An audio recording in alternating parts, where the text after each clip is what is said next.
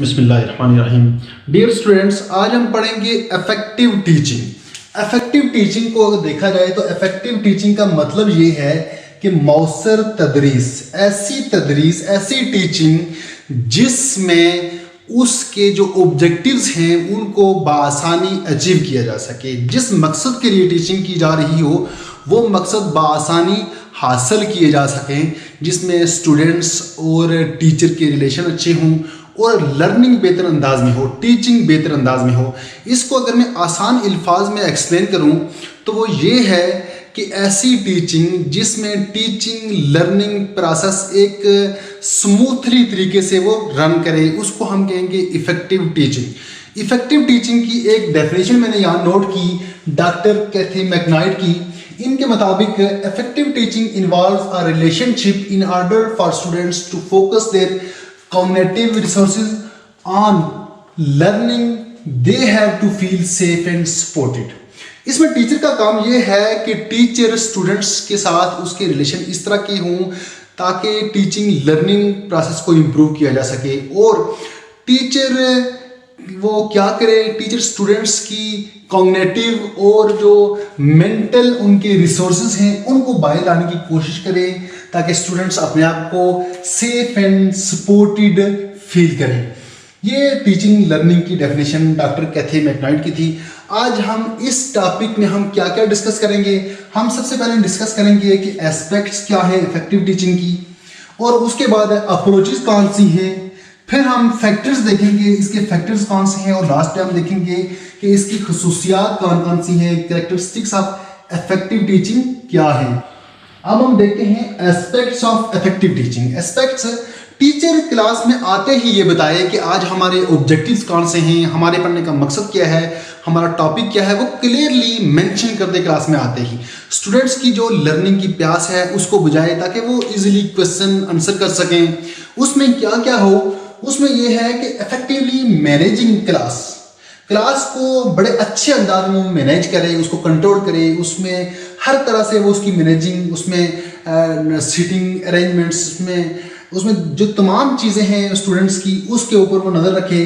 Starting each class with a clear objectives, जो भी वो क्लास स्टार्ट करता है तो उसके वो ऑब्जेक्टिव्स जो हैं उनके साथ वो स्टार्ट करे, उनको मेंशन करे कि हमारे ऑब्जेक्टिव्स कौन कौन से हैं।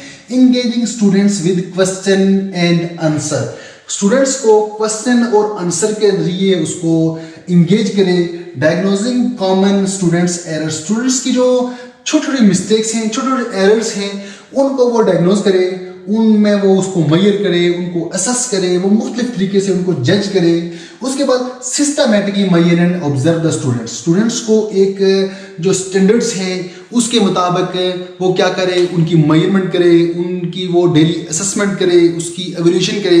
वो तमाम चीज़ें क्या वो इफेक्टिव टीचिंग के एस्पेक्ट्स में आती हैं कि वो किस किस तरह ये काम करेगा। इसके बाद हम देखते हैं कि अप्रोचेस टू इफेक्टिव टीचिंग क्या है। इसमें है style view, outcome approach, inquiry approach. Style view में क्या है कि इफेक्टिव टीचर क्या करता है, अपना लेसन प्रॉपर तरीके से वो डिस्प्ले करता है और प्रोफेशनल अंदाज में बताता है कि आज हम क्या पढ़ने जा रहे हैं, हमने आज क्या पढ़ना है। और इफेक्टिव टीचर ये करते हैं कि बहुत कम वक्त में स्टूडेंट्स का बहुत कम वक्त लेते हैं और शॉर्ट टाइम में बहुत सारा मटेरियल लर्न करवा देते हैं और बड़े इफेक्टिव अंदाज में वो अपना नॉलेज स्टूडेंट्स तक मुंतकिल करते हैं। इसके बाद है आउटकम अप्रोच।